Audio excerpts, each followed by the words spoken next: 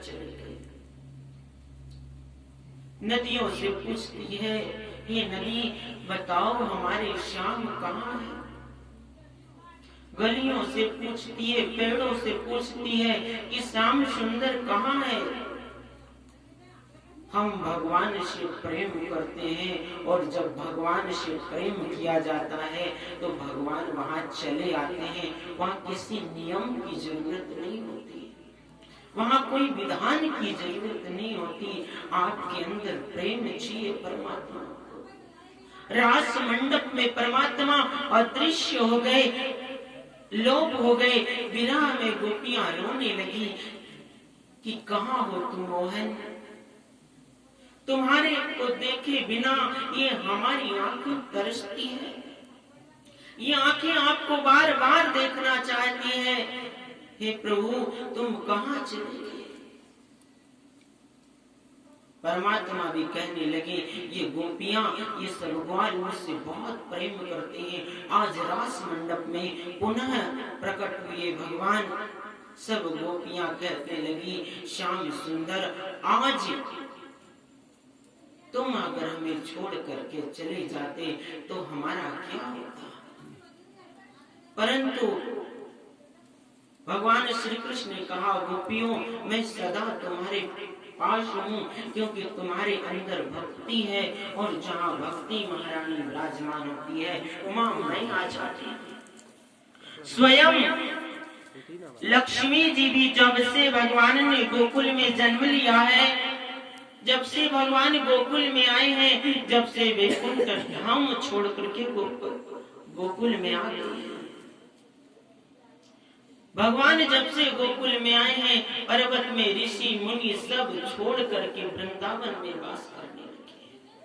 कहीं पेड़ पक्षी बन गए, कहीं गैया बन गई, कहीं गोपियां बन गई और भगवान के दर्शन करने लगे। ये आंखों का सुख तभी है तब हमें भगवान की लीला देखने को मिले। ये कान जभी सिद्ध होते हैं तब भगवान की लीला श्रवण करने को मिले। गोपियां प्रतिदिन भगवान को देखना चाहती थी। जब वो गैया लेकर के जाते थे, सुबह उठ जाती थी और भगवान को देखती थी, श्याम सुंदर जा रहे हैं। अरे जो पालन करता है इस संसार का, आज वो हमारी गैया चरा रहा है। जब वहां से लौट कर आते हैं तो देखती है उनकी सुंदर सुंदर मुख पर पसीने की बूंदें टपक रही है। घुंघराले बाल धूल की कण से कुछ मटमेले से हो गए हैं। उन्हें देख करके उनकी छवि को धारण कर लेती है और सदा उनको देखा करती है। भगवान श्याम सुंदर के बिना वहां के गाय पशु पक्षियों का जीना भी बेकार है। सब भगवान श्री कृष्ण से बहुत प्रेम करने लगे, क्योंकि स्वयं प्रेम की मूर्ति भगवान श्री कृष्ण है। उनसे बड़ा कोई प्रेमी है ही नहीं। भगवान श्री कृष्ण भी अपने ग्वाल वालों से और अपनी गोपियों से, अपने बाबा से, अपनी मैया से बहुत प्रेम करते हैं।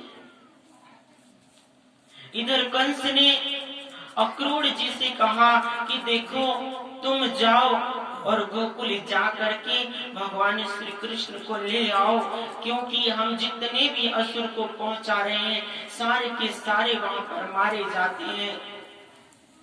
उनसे कह देना तुम्हारे मामा ने एक धनुष यज्ञ किया है और तुमको बुलाया है, आप वहां चले जाना। अक्रूर जी विचार करने लगे, एक बार तो खुश हुए कि जाऊंगा तो भगवान के दर्शन हो जाएंगे, और दूसरी बार उनकी आंखें नम्र हो गई और कहने लगे ये दुष्ट भगवान को मारने के लिए बुला रहा है, पर इसी बहाने कम से कम भगवान के दर्शन हो जाएंगे। और रथ पर बैठ करके अक्रूर जी इधर से चले। अब यहाँ भगवान श्री कृष्ण गैया चराने के लिए वन में गए और वहां जाकर एक वृक्ष के नीचे लेट गए। ग्वालों ने पूछा कि कान्हा चलो खेलते हैं, आज हमें खेलने का मन हो रहा है। भगवान श्री कृष्ण ने कहा भैयाओं मैं आज नहीं खेल सकता, क्यों नहीं खेल सकते? अच्छा ये बताओ कि अगर मैं आपको छोड़ करके चला जाऊंगा, इतना कह नहीं वाले थे कि एक वाले ने उसके मुख पर हाथ रख दिया, कन्हैया तू हमें छोड़कर कभी मत जाना, क्योंकि अगर तुम हमें छोड़ करके चली जाओगे तो हम जी नहीं पाएंगे। भगवान श्री कृष्ण ने कहा, संयोग से मिलना हुआ, संयोग ही बिछुड़ा, एक दिन जो आया यहाँ तो दूसरे दिन हो जाए। अच्छे लोगों का बिछोड़ना कष्टकारी होता है और बुरे लोगों का मिलना कष्टकारी होता है। बंदहु संत असजन चरिना, दुख व्रत भयहु बीच कछु बरना, मिलत एक दारुण दुख देहि, बिछुरत एक प्राण हर लेहि, बिछुरत एक प्राण हर लेहि। सब ग्वाल बाल दौड़ते गए, सबको बुला कर लाए। अरे आज न जाने कान्हा को क्या हो गया है, खेल नहीं रहा है।